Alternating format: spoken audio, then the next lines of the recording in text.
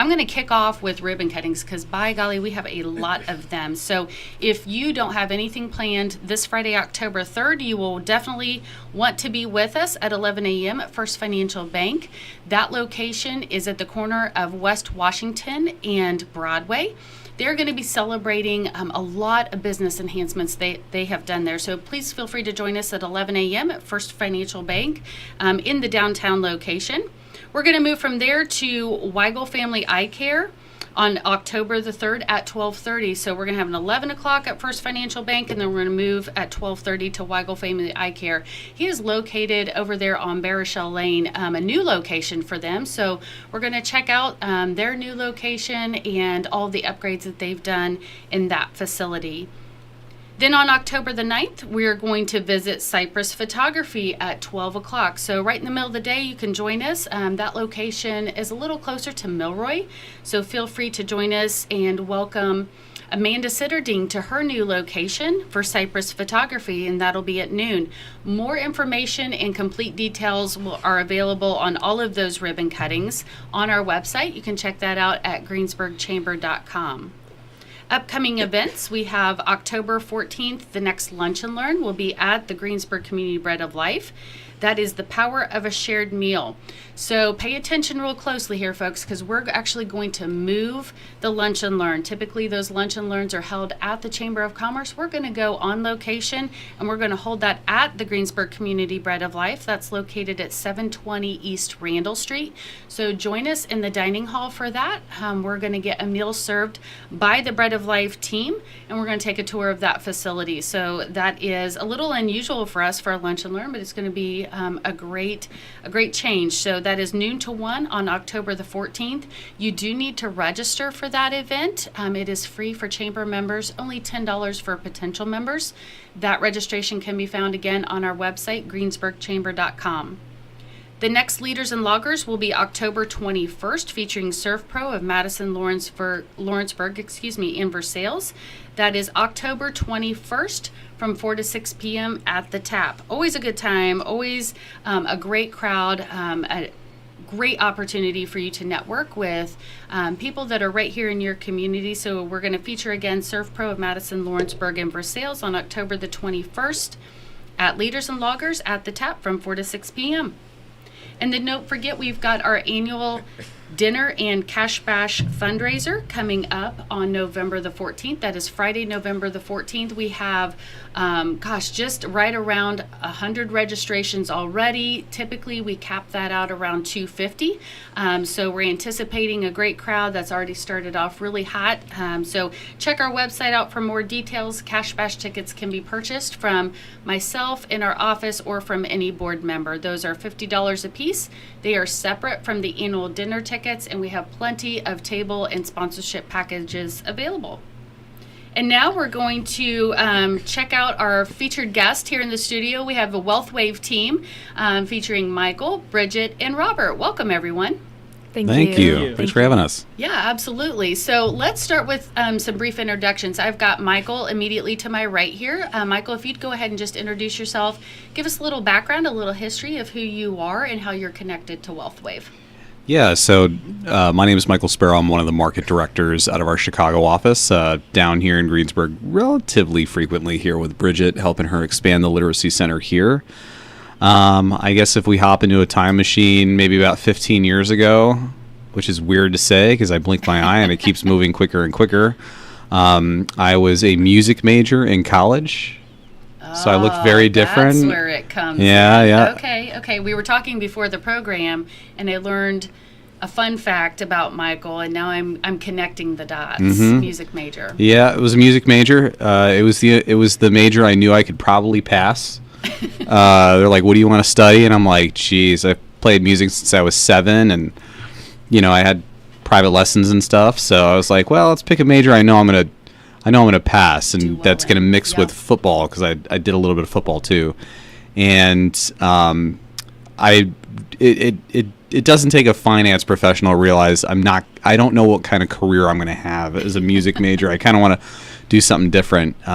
My dad was a truck driver. My mom was a waitress. No one ever talked to them about money. I came home right in between my freshman and sophomore year and saw the gentleman who's sitting to not my immediate right, but a little bit down there. And he was talking to my dad about money. And Interesting. I'd never seen that before. We went into the bank every Sunday. He got $100 for, this is a little while ago, by the way. He got $100 for lunch and for some gas. And a banker never walked up to him, never introduced themselves. You know, maybe it was, you know, dirty blue jeans and some old boots. And they just, I don't know if they had an interest in chatting with him and seeing what he had going on. But, you know, I came home and there was someone who took enough interest to talk to my dad about retirement and about money. And I said, it's really interesting. I like what he's saying, and you know, I think it's informative. And I pulled that gentleman aside and I said, what do I need to do? Because I'm looking for a career. And he told me, and 15 years later, the guy can't get rid of me. And here he is. Here he is. Here he is. You got it. That's amazing. So, lifelong friend, become boss, and all the things. What, Michael, would you take away from just that interaction with your dad and watching your dad go through those different changes? What is one thing you would take away from that? One thing that you're going to learn today is that Robert is a great friend of mine, but he's not my boss. He's my business partner. You know, I decided to go into business with him instead of into business for him. And I think that's what's unique about our company. I think what stood out the most was that if it weren't for him, you know, when my dad passed away, my dad was able to leave something behind. So he donated a considerable sum to a hospital close by. I don't think he would have ever been able to navigate how to do that and piece that together had it not been for someone who sat down, took the time, the energy, and the resources to piece things together. Okay.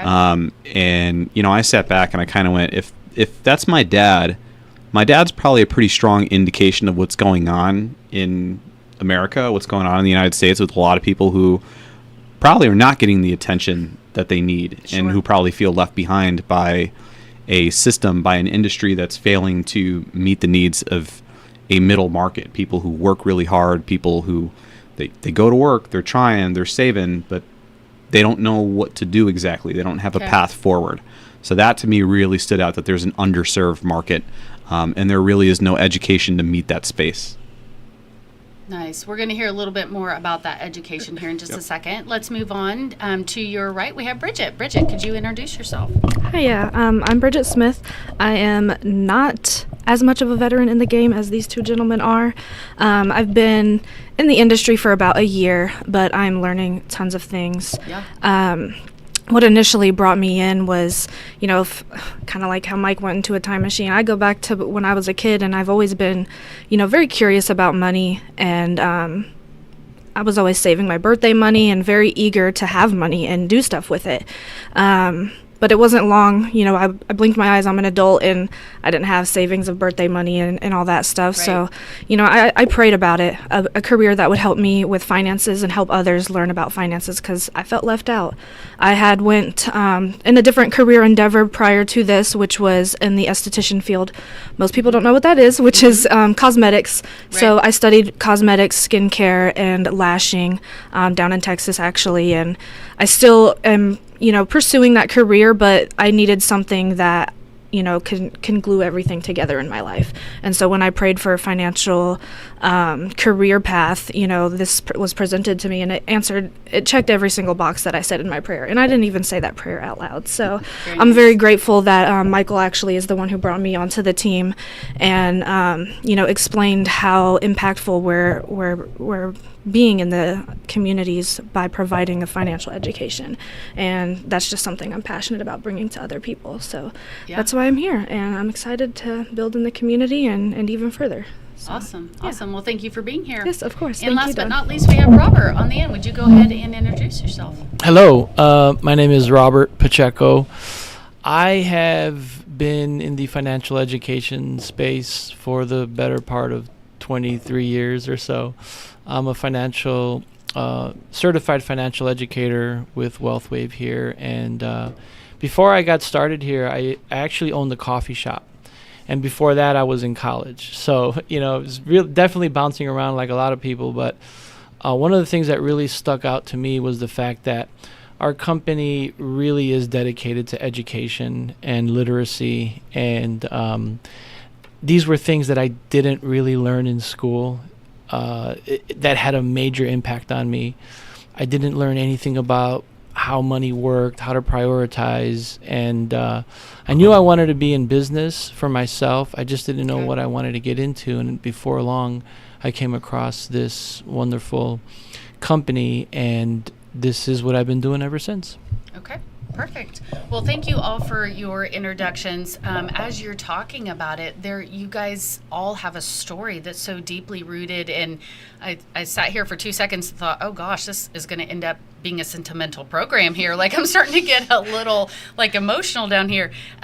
You obviously believe in what you do. There's power in that, right? You have a passion for it. Talk a little bit about what WealthWave is for our listeners or those viewers who are watching us on YouTube who don't know what WealthWave is about.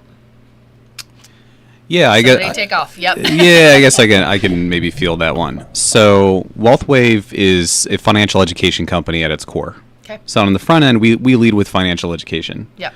The problem that we realized that Robert pointed out is that we don't learn about one of the most important aspects of our life in school at all. So you wind up finishing school, right? You're 18, you get a job, you can open up a credit card, you can take out an auto loan, you can make pretty much every financial mistake it takes to dig yourself in a hole. And the problem is that our country is, not only are we not good at preventative care when it comes to our finances through education, because we would equate education being preventative care, right? We're not even good at damage control, meaning when people make those mistakes, the industry doesn't really want to help because it's not profitable to fix the mistake. Correct. It's profitable if you already have the right habits, if you've already established the right habits and you have enough beans to save up to entice an advisor to manage those assets and then charge you a wonderful fee, right? So the problem is not only we not good at preventative care, we're not even good at damage control. So for a long time, we help people with damage control, and Okay. we'll work with anybody, right? At the end of the day, we work with people who have significant assets, and we work with people who are trying to build something. Sure. But then we sat back, raised an eyebrow, and went, maybe we should get good at the preventative care side. Maybe we should do that, right? So that's when we really turned to financial education and said, literacy really is the answer. If we can improve the literacy rate of the country, because we're not a small company at all. We're in North America. We're the largest financial education provider in North America, all 50 states, Canada, Puerto Rico. Very We've nice. got tens of thousands of agents. We've got thousands of offices with, some of the best leadership in the financial industry paving the way, leading the way. Awesome. So really it's financial education on the front end. And then usually when people experience literacy, the next question they have is, well, now what? Now that I'm empowered, now that I understand a little bit more about how my money works, I would say in the 90th percentile, they start asking questions. What do I do about this knowledge? It's almost like watching a YouTube video of someone riding a bike. Right. Go, well, I kind of want to ride a bike now, right? So when they ask those questions, they say, well, what products should I be choosing? What products should I be leveraging? What kind of financial vehicle should I be investing in or utilizing to reach my goals? That's where we really come in, and that's where we're really able to advise and assist and say, now that you have the education, let's talk about what we should be doing. Gotcha. So, Robert, let me ask you this. We all are unique, right? Every family is unique. Every individual is unique. What do you think some of the biggest challenges facing individuals and families are today as it relates to finances? Yeah. So it really comes down to habits. Most people in our country, when they reach retirement age, they're not in a position to retire. And we could easily chalk that up to low wages or inflation, and those things could be factors, but generally speaking, we're just making mistakes. These are seemingly insignificant decisions on a daily basis that actually turn into something major down the road. Interesting. So you're saying insignificant decisions on a daily basis. So I'm picking up, like in my head, I'm going to, okay, we're going to go eat out tonight because I don't have the energy to cook at home or didn't meal prep. Or I'm just going to stop and get a coffee that's $6.70 because that's just what I do. Yep. And Okay. those are probably the most obvious ones. Okay. But there are some that are not so obvious. Okay. Like, for example, how interest really works over time. Gotcha. Everybody, I think, has a basic or a cursory knowledge of interest, but they don't have an in-depth knowledge. And the proof is in how they're treating their debt. So if people had a better knowledge or more in-depth understanding of how interest really worked, they would make different decisions without a doubt. Imagine hiring someone to drive your business into the ground, but that person doesn't get tired, they don't get sleepy, and they work 24/7. That's what compounding interest is, essentially. Okay. And so what people have never really learned to do is how to make interest work for them. All they're doing is paying or servicing their debt in some way, and it's to the credit card or loans Right. benefit that we don't understand it well. Right. Bridget, you're pretty new to the scene. So tell me a little bit about what you've seen here in the most recent 6 months or so. Because how long have you been with the company? I would say it's about 6 months. 6 months. almost. Okay. Yeah. Yeah, So around there. in the last 6 months, what are some trends that you're seeing?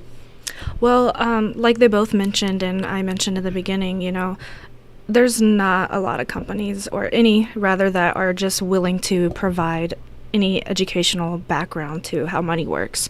For example, Robert was touching on interest. Everybody has a very basic knowledge of it, but that's mostly just because of them learning through mistakes in their credit cards. So, just being able to break down things in a simple and digestible way for people, to me, makes all the difference, because I learn fairly quickly and easily. However, only if the materials are presented properly and easy to understand. And so we have books that I have, been rereading, so to speak, multiple times, just because I'm realizing how easy it's, I don't know how to explain it, because I don't want to overcomplicate things, but it's not as complicated as many people think it is. Okay. And that's been something that has been very eye-opening to me. Also, as Robert mentioned, habits make a big difference. People don't realize that even spending an extra $1 a day on something like a soda could save you in the long run. It all adds up. Yeah, right? exactly. Yeah. So, just having the tools and the resources, and just us having the passion behind it, I feel like, in my experience, well, I've never talked to any financial professionals until I got into this career field. But as Mike had mentioned, as a kid, his dad, no one's ever talked to him, and I know nobody's ever talked to my parents either. And so just the fact that we're willing to talk to everybody and include everybody in this mission that we're trying to solve, financial illiteracy, it impacts us all. And a lot of us had to learn the hard way, including myself. I have a past of fixing things. That's why I prayed for a career that, I could learn hands-on to help others and myself. So I would say that's the biggest difference, is that we're willing to talk to everybody and anybody, and that we have those tools that are easy to digest for people, because it's not very common. You can go online and look up things, but it's not going to explain it as easy as like our books do, for example. It Yep. just puts it into perspective very easily for the everyday average American. Yep. And like Mike also mentioned, most financial professionals don't want to talk to you unless you have at least $250,000 maybe. And even if you have $5 in your savings account and you just want to know more, then we're willing to help you. So just Awesome. having that eagerness to learn is something that Yeah. we stand apart in Yeah. being able to help people. So I'm sure we have tons of listeners, tons of viewers who are with us today and will be in the future, and they're saying, you know what, that's me, right? I am not in the best place. I could be in a better place, or I want to learn more. If they are to reach out to you, what can they expect, and what are they supposed to be asking? What do you provide? You've said you provide financial literacy, but break that down for us. What does that actually look like? Are there classes? Are there seminars? Is it through their employer? It's all of the above. Okay. So let me rewind here really quick. Let's talk about why people don't like going to the doctor. Because there's fear. There's fear that a doctor is going to tell you, hey, slow down, don't have fun, and eat a bunch of rabbit food, and hop on a hamster wheel and work out. Let's be honest. I don't want to hear that answer. Okay. Nobody wants to hear that answer. There's a reason why people fear, or people have this mindset of sitting down with a financial professional. And the reason being is because that financial professional is always going to keep the carrot dangling at the end of the stick until the end of time. Don't have coffee. Don't go to Starbucks. Don't treat yourself. Don't go on vacation. Do you know how detrimental that is going to be to your retirement? Do you know? Look, we're all human here. All of us. Yep. We realize that the human element, we want to enjoy ourselves while we're here. Sure. And you should be able to, 100%. So I think there's a fear that exists that people have where they may not want to hear an answer that goes against the grain of what they'd like to believe. But what I want to encourage listeners to do is to not beat on themselves if you don't feel like you're on track. Okay. Maybe they feel like they're too far gone, or they can't be helped, or whatever the case may be. Sure. I would tell you that is not accurate. Okay. No matter where you're at, there's light at the end of the tunnel. And then what I'd also like to encourage people is I want people to remember something. No matter what ideology you subscribe to, civilization's been around for, we estimate 12,000 years, 14,000 years. Our species, from the time we were able to work until the time we could no longer work, we worked. We worked. Do you want to take any idea when the 401k was invented? Invented in. Guess. Emily, do you have a guess? I think late 16. It was invented in 1978 is when legislation came out that the government really put their stamp on tax-deferred retirement savings in a 401k. Want to guess when the IRA was invented? It was invented in 1997. This concept of retirement is brand new. Let me say it for the people in the back seat of the car as you take your commute, right? This idea of retirement and saving enough of beans that'll last you until, now life expectancy is going up, that'll last you until you're 85, 90. This is brand new. It's not genetically hardwired. If you're not good at it, don't beat on yourself. This is a recent skill that we're trying to learn as a species. Retirement was reserved for the haves. Definitely not the have-nots. And guess what? My family, being from that tribe, being like, well, if you save enough and you work hard enough, well, now you need to do more than that. You have to, because your Social Security's, they're pushing the age. We always hear about those benefits, whatever the case may be. And then, pension plans, things like that, they're kind of evaporating. So now the government, your employers are looking at you, telling you this is more your responsibility. So if you're not great at it and you don't have the habits, don't beat on yourself. You speak to someone. Give yourself some grace. Stop it and say, hey, I will tell you 99% of the people we speak to, even the ones that do make really great income and are trying to save, they come, they sit down and they go, you know what, admittedly, I'm not on track. I know I'm not on track. Get me on track. And that's something that we can do. So when they come in, it really starts with literacy. So we test where their literacy is at. We have some tests that we can run them through. And by the way, they're fun, right? We're not going to strap you to an IV. I fail every test I take. Yeah. Terrible test. We're not doing like blood chemistry profiles and like, here, hold your finger up to the wind. We're not doing any of that. They're actually kind of fun, right? And you get to kind of see and interact with our resources. And I'll tell you this, when we get people that come and they interact with those resources, they're really excited about it because they are fun. Once we see where you're at, and we do a kind of a financial needs analysis, kind of like a checkup. But again, it's fun. You're working with people where we come from the same neighborhoods, right? We know our neighbors. We know our clients very well. We know our learners. Mm-hmm. So we do that needs analysis and we match that up with what their literacy skill set is. We know what we need to work on. And then what we do is we approach what's called the 7 money milestones. Say, hey, let's work on these milestones slowly but surely. It doesn't matter what company you work with. It doesn't matter if you're going to go sit down with some fancy guy at JP Morgan or you're going to come and chat with someone at WealthWave. They're all going to kind of have a laid out plan and milestones that you need to tackle. But we are the only company, and let me repeat this, we are the only company that talks about the first milestone being financial education. Educate yourself first. Don't do business with me because you like me. Mm-hmm. Do business with me because I want you to like me, but do business with me because you like me, but also because you have some understanding of how your money works, and you can make some decisions on your own as well. And you got good questions to ask me too. Sure. Because the education is going to help you be able to, and I'll say this, when you're looking at products and you're trying to analyze what product's going to get you to the promised land, right? At the end of the day, education is going to be able to, and I tell this to people all the time, education is going to it's going to help you decide whether you're comparing product-wise an apple to an apple or an apple to a zucchini trying to walk around looking like an apple, where you're like, nah, that's probably not going to be the right fit for me. Right. And that's really at a sense of you empowering yourself through our literacy materials. And our literacy materials, they don't preach product. We don't preach product. We're not here pushing. You're not sitting down in front of a bunch of salespeople. You're sitting down in front of people who are genuinely providing value to the communities that wanted value, that needed value, didn't get it.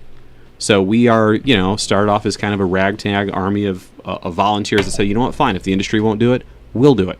We did it, and we've had massive success doing that for the past, a couple decades at this point. Decades. Yeah. So you said right after that question that all of the above. So you help train and educate the individual, the employee, the business. What does that look like? So if I am sitting, listening, watching, and I'm like, you know what, I need this. I need some help. I reach out to Bridget at the office, and where do we go from there, Bridget? What does that look like? Yeah, so, we start everything off just as Michael had mentioned with like a financial needs analysis. So we'll Right.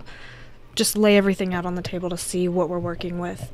And then from there, everybody's situation is going to be different. So then we tailor a solution based on your your concerns, and then we work towards you, with you. So we're not just telling you, hey, you need to do this, and then leaving you alone. We're going to keep following up and just build a relationship so that way you're not tackling this process alone.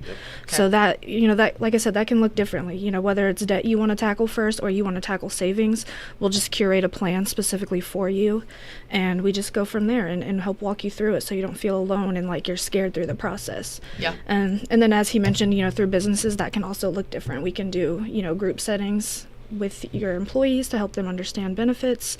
But we can also do things like just tackling, how to budget if you feel like that's what they need. So Right. it really can be curated specifically to every individual's unique needs. Okay. I think, Robert, you were going to jump in. It's just a needs-based approach. That's Okay. all. Yeah. So the product is not what we are going to lead with ever. It's a consultative, needs-based approach. But she answered it perfectly. Yeah. Awesome. So, and I remember this from the ribbon cutting, Bridget. You just said it. You talked about it. It could be an individual one-on-one, and you're happy to go into more of a business setting and speak to a group of 10, 20, whatever that might be, to get a high-level hit on financial education. Is that correct? Did you want to? Yes, that's correct. Yeah. So, were you going to add something? No, it's okay. They're all jumping in the mic. They all want You a can piece. go ahead because I basically said. So one of the things that we are able to do is we go into the work site Okay. and we help companies and corporations tackle their ERISA requirement. So long story short, there actually is a law in the books that states that an employer, as long as they're providing qualified retirement benefits to their employees, they have to educate them. And we can bring that education in through a curriculum. Okay. Perfect. So we can tailor that curriculum just like Bridget was saying. So there are a number of ways we can work with organizations, but we also have a major focus on working with individuals and families. Okay, the elephant in the room question is going to be, what does this cost me? If I am reaching out to get some financial literacy help, what is that going to cost me? That's an easy Nothing. answer. Nothing. What? Free education. Free education. Okay, seriously. Seriously. So you'll go into the business, you'll let me come into your office, and you're going to train me, educate me, and I'm going to walk out of there and not owe you a dime. So yes, it's Okay. not a loaded answer. The reason I was stuttering a minute ago is because I'm helping people It sounds too understand easy. helping people understand the way that the financial industry is structured. Okay. The reason why most advisors or most financial institutions are going to have a minimum, they're going to want to see you have $100,000 or $200,000 of investable assets, is because there's skin in the game. Right. They're going to sit back and go, well, I'm willing to do this appointment for free because I realize if I win this appointment, there's much more for me to gain. We just don't have that philosophy as a company. We think that system has just not served the market the way that it should be and the way that it should have in the past. We don't do that. Listen, if you consume our materials, you consume them for free, and we really mean that. All the tests or the little static and dynamic resources that we have, whether they're exams or videos or whatever the case may be, if you consume those, for free. Now, if you want to ride that into a product, we get paid through the providers that we work for and that we work with. Okay. So it's never something that the learner is coming up with to pay for. And we just trust the value that we bring to the marketplace on the education side, and we trust that that is going to provide enough to us as a company where we can continue doing what we do. And it absolutely has. So I'll tell you this. Last year, our organization paid out $1.5 billion to our literacy centers and to our agents. That's agents just like Bridget. That's agents just like myself, like Robert. That's more than some investment banks paid their entire workforce. None of that really came from the client paying us some hourly fee or paying. None of that came from the resources as far as the literacy side. That all came when they decided to consume product and say, now I'm ready to get started. I want to start saving for retirement. What do I do? Well, we get paid through the providers that we match up with and that we help match people up with. So that's the beautiful thing about the education side, is that what we do allows us to design those materials where they can be consumed at no cost. And I do that all the time. We go into companies, we go into organizations. I mean, Robert and I are all over the place. Our office is based in Chicago, but we're down here. So employers might be listening to this going, I would like to show my employees that I do care. Absolutely. And that, I might not be able to do ABC, but I can do 1, 2, 3. And what I can do is I can call these guys, I can get them in here, and I can say, hey, can you just show my employees how to, just save a little bit more, how to feel a little bit more financially free and feel a little bit more at ease when they're here. And then employees might be sitting back on, I kind of want to know what to do with, the beans that I earn. What should I be doing with them? Mm-hmm. Well, there's plenty of resources that you can consume, and they're at no cost. Perfect. We are running out of time, so I'm going to end on one last question. It's going to be a two-part question. You are brand new to this community. Bridget, you are relatively new in the field itself. As you look forward, what is WealthWave looking to do, and how are they going to help support the local economy? And what do you see as a goal for WealthWave? Well, I would say our ultimate goal is to financially educate everybody. Okay. Which is That's a lofty one, it right? is a pretty broad There's statement. a lot of people. Because it's a very vast country that we live in. Yeah. But that's exactly our goal. We want to empower others to feel secure in the decisions that they're making when it comes to their finances, and most people just don't have that. So if we can just make that small change, then I think that we would be on a better foot in this country, just overall. But just simply educating, and then I'll let one of the other two answer the rest Finish of the off that question. question. Yeah. So, as Mike mentioned, we're based out of Chicago, and we need help. We're always looking to expand, and we're always looking for the right people. And so, as you can tell here, as we shared our background, none of us came from a financial background, right? And so that's one of the things that you'll find pretty predominant in our company. Most people, I would say most of them, didn't have a financial background. Okay. And that, I would say, is probably a strength. We found something that we could really believe in and develop a passion about, and develop our craft. And we're looking for people that are looking for something like that and are interested in a challenge, right, and growing themselves. Sure. Any last words from either of you? Any of you? Either would be two. That would not be correct. Wow. Try that again. It's rare that we talked a little bit about my music career, and it's rare that I can hop on the road for a 4 or 5 hour drive and get fired up about where I'm going. Especially being like a retired musician that joined the witness protection program and was like, I need to do something different with my life. No, I'd say when we get the call down here, we're very excited to be down here. Everyone's extremely nice to us, and we're really excited to, embed ourselves further in community. What Robert said is absolutely true. We need good people. There's too many people who need what we have. 331 million Americans, 250 million of them are voting adults. 70% of them admit in their own surveys, when they answer, they're just not comfortable making financial decisions because they're afraid of making a mistake. So that means 175 million people need access to financial resources and financial education. So what that means is we can't do it alone. You got 3 people in this room that are trying to do it. And I'll tell you, I'll thank Robert for being here too, because he is one of the leaders in our company. His organization and his team has impacted thousands of people. So when you say, what can we bring to this area? We have one of the best leaders that's overseeing the development of our literacy office. And then what we look for when we onboard people, we look for people exactly like Bridget, because the industry is not going to hire her. She's not going to go work at a bank. She's not going to work her way into that industry. As she stands right now, she has everything that a great educator and a great advisor needs. But why does the industry overlook that? Well, it's because she's got a couple of things that she doesn't have. What she has to us, number one, is she has integrity. She's an honest person. She's got a great heart. Check.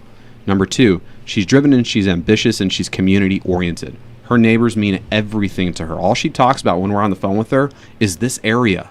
That's all she talks about. And number three, she has life experience. So if you're listening and you have that and you sit back and you go, I want to do something different too. I want to shake things up and I want to get involved. You have to reach out to Bridget, because this literacy center needs more educators, and we're going to have a tangible conversation. Awesome. So how do we reach you, Bridget? Excuse me. So you can call or text me. My phone number is 812-614-7220, or you can email as well, which is Bridget, BRIDGETT .smith@wealthwave.com. Anytime, I'm open to have a conversation. So. Awesome. And through either one of those two ways, they can set up an appointment with you. Is that the best way to do it? Yes, yeah, that would be the exact perfect way to Perfect. contact and set up an appointment. Awesome. Well, I want to thank all three of you for being here with us today on Community Connections, for helping educate us about financial literacy, or illiteracy, as you like to put it, and honestly, just being a part of the community. And I don't mean that to sound cliche at all, but I hope that you have experienced that we have rolled out the red carpet for you, that we have opened our arms widely for you, and please lean in on us in those times of need or question, to help build those relationships, whatever it might be. That is why we do what we do every day. And Greensburg, Decatur County, I know, just based on all the relationships that we have built throughout time, through the Chamber of Commerce, that is what we are about here. So we're glad that you're getting to experience a piece of that, and can't wait to have further conversations with all three of you. Thank you very much. Thank you. Thank you so Absolutely. much. With that, I'm Dawn Lowe. This has been Community Connections.